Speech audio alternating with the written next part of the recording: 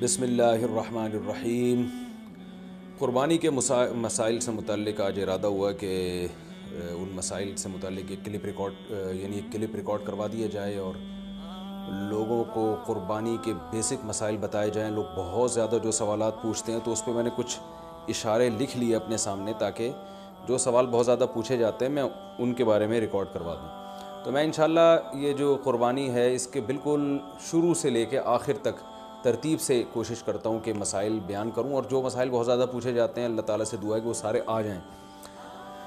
تو پہلا سب سے بڑا مسئلہ یہ ہے کہ قربانی واجب کس پر ہے۔ قربانی واجب کس پر ہے؟ لم سم عوام کی سہولت کے لیے ایک نصاب بیان کرتا ہوں جو علماء بتاتے ہیں 52.5 تولہ چاندی، دیکھ لیے گا نیٹ پر۔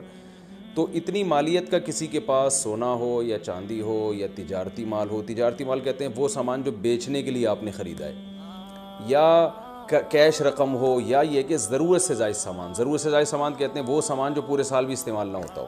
تو ایسی کوئی چیز اگر آپ کے پاس اتنی مالیت کی پڑی ہوئی ہے، یا ایک نہیں 2-4 چیزیں مل کے اتنی مالیت کو پہنچ جاتی ہیں، یعنی خلاصہ یہ نکلا کہ آپ کے جو استعمال میں آنے والی چیزوں کے علاوہ آپ کے پاس اتنی مالیت کی مال موجود ہے، اور ضروری خرچے اس میں سے نکال دیں، قرضے نکال دیں، وہ سب نکال کے بھی اتنے پیسے آپ کے پاس بچتے ہیں 50، 55، 60 ہزار تک، تو پھر آپ پر قربانی واجب ہے۔ یہ بہت مختصر بتا رہا ہوں، کیونکہ اگر میں اس کی نصاب کی ڈیٹیل میں گیا تو پورا کلپ اسی میں نکل جائے گا۔ تو لم سم ایک بتا رہا ہوں آپ کو کہ اتنا اماؤنٹ کسی کے پاس ہو تو اس پر قربانی واجب ہے۔ پھر بھی سمجھ میں نہ آئے تو اس بارے میں میرے دوسرے کلپ یوٹیوب پہ آپ کو مل جائیں گے، یا دوسرے علماء سے آپ تفصیل پوچھ لیں، وہ انشاءاللہ آپ کو ڈیٹیل بتا دیں گے، کیونکہ نصاب میں اگر میں زیادہ ڈیٹیل میں گیا تو بہت ہی لمبی بات ہو جائے گی پھر۔ تو اس پر قربانی واجب ہے۔ بڑا مسئلہ یہاں پر ایک یہ اٹھایا جاتا ہے کہ کیا گھر کا سربراہ اگر قربانی کر لے تو سب کی طرف سے کافی ہو جائے گی، یا جو بھی صاحب نصاب ہے جس میں بھی استطاعت ہے اس پر الگ سے قربانی واجب ہے؟ اس میں فقہاء کا اختلاف ہے۔ بعض علماء کی رائے یہ ہے کہ ایک آدمی اگر گھر کی طرف سے قربانی کر لے تو سارے اہل خانہ کی طرف سے کافی ہو جاتی ہے، اور اس کے بارے میں بعض تابعین سے آثار منقول ہیں، مصنف ابن ابی شیبہ کی روایات ہیں۔ لیکن ہماری رائے یہ ہے، اور بر صغیر کے علماء کی رائے یہ ہے، اور امام ابو حنیفہ رحمہ اللہ تعالیٰ کی بھی رائے یہی ہے کہ ہر شخص پر الگ سے قربانی واجب ہے اگر وہ صاحب نصاب ہے۔ اور اس کی 2 دلیلیں بہت مضبوط ہیں۔ سب سے مضبوط دلیل رسول اللہ صلی اللہ علیہ وسلم کی حدیث ہے، من وجد سعة لأن يضحي فلم يضحي فلا يقربن مصلانا۔ آپ صلی اللہ علیہ وسلم نے فرمایا جس کے پاس قربانی کی طاقت تھی اور اس نے قربانی نہیں کی تو وہ ہماری عیدگاہ کے قریب بھی نہ پھٹکے۔ تو اس سے پتہ چلتا ہے کہ جس کے پاس بھی اس طاقت ہے، تو اس میں یہ نہیں ہے کہ گھر کا سربراہ سب کی طرف سے کرے گا، تو یہ جو ہے ایسا نہیں ہے، بلکہ صاف الفاظ ہیں حدیث کے کہ جس کے پاس بھی استطاعت ہے تو وہ اس پر قربانی اس کو کرنی پڑے گی۔ اور دوسری دلیل یہ ہے کہ عبادات میں کہیں بھی ایسا نہیں ہوتا کہ ایک کی عبادت دوسرے کی طرف سے کافی ہو جائے۔ تو اس پر قیاس کا تقاضا بھی یہی ہے کہ جب اسلام میں کوئی بھی ایک عبادت دوسرے کی طرف سے کافی نہیں ہوتی تو یہ کیسے ممکن ہے کہ قربانی جو مستقل ایک سنت ابراہیمی ہے وہ ایک کرے اور دوسری کی طرف سے بھی وہ خود بخود ادا ہو جائے؟ تو یہ اس کا بھی تقاضا ہے۔ بعض حضرات یہ دلیل دیتے ہیں کہ حضرت ابو بکر اور عمر رضی اللہ عنہما قربانی نہیں کرتے تھے۔ یہ دوسرے مسئلے کی دلیل ہے۔ تو پہلا تو یہ ہو گیا کہ قربانی ہر صاحب استطاعت پر لازم ہے۔ بیگم کے پاس اگر زیور ہے اور اتنی مالیت کا ہے تو اس پر بھی قربانی واجب ہے۔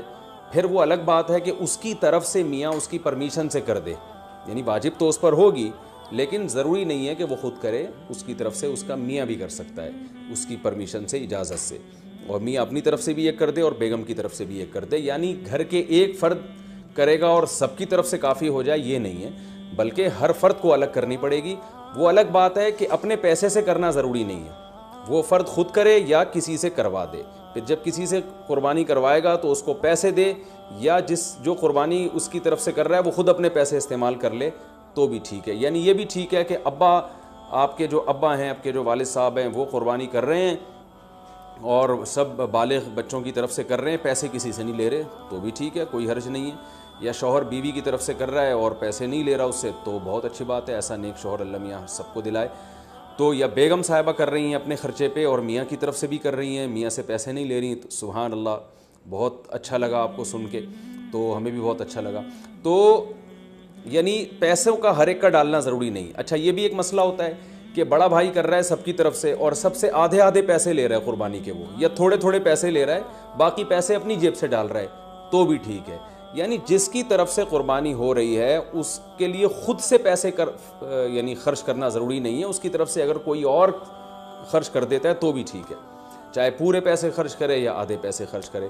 قرضہ لے کے بھی قربانی کی جا سکتی ہے. آپ کے پاس اگر پیسے نہیں ہیں تو آپ قرضہ لے کے کر سکتے ہیں, اگر آپ کو یقین ہے کہ میں یہ قرضہ بعد میں لوٹا سکتا ہوں. البتہ قرضہ کھا کے قربانی ٹھیک نہیں ہے کہ آپ نے کسی کا قرضہ دینا ہے, وہ مانگ رہا ہے, دروازے پہ کھڑا ہوا ہے, وہ دے نہیں رہے اور آپ اس کے پیسوں سے بکرے کاٹ رہے ہیں آپ, یہ ٹھیک نہیں ہے. یہ آخرت کے لیے بھی نقصان دہ ہے اور وہ بکرے کے لیے تو نقصان دہ بہرحال ہے ہی ہے. تو ایک مسئلہ تو یہ ہو گیا. دوسرا مسئلہ یہ ہے کہ قربانی کیا واجب ہے یا سنت ہے, تو اس بارے میں بھی دونوں رائے ملتی ہیں علماء کی. جو علماء کہتے ہیں سنت ہے وہ بھی عام سنت نہیں مانتے بلکہ سنت مؤکدہ. سنت مؤکدہ کا مطلب جو نہیں کرے گا قابل ملامت ہوگا.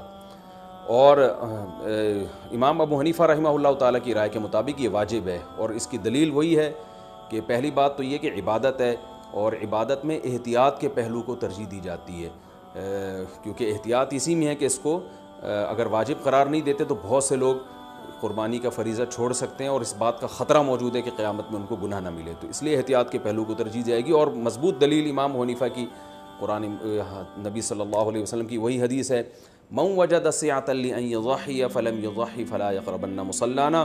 آپ صلی اللہ علیہ وسلم نے فرمایا جس کے پاس قربانی کی گنجائش تھی اور اس نے قربانی نہیں کی وہ ہماری عیدگاہ کے قریب بھی مت پھٹکے.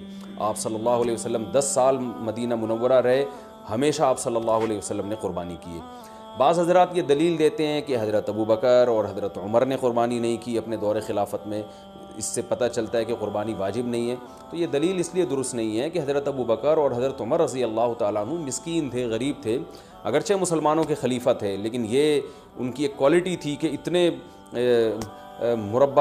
لاکھوں مربع میل کے مالک ہونے کے باوجود وہ پیون زدہ کپڑے پہنتے تھے. تو صاحب استطاعت پہ قربانی واجب ہے. یہ دونوں حضرات بڑے تھے مگر قربانی نہیں کی انہوں نے, جیسے کہ روایت میں آتا ہے اس کی وجہ استطاعت نہ ہونا.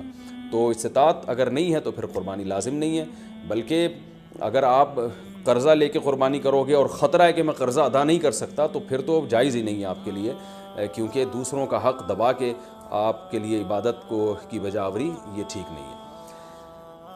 اس کی فضیلت کیا ہے قربانی کی؟ رسول اللہ صلی اللہ علیہ وسلم نے ارشاد فرمایا بقرعید کے دنوں میں یا ایام نحر میں اللہ کو جانور کا خون بہانے سے زیادہ کوئی عمل محبوب نہیں ہے, اور ہر بال کے بدلے میں اللہ نیکی عطا فرماتے ہیں.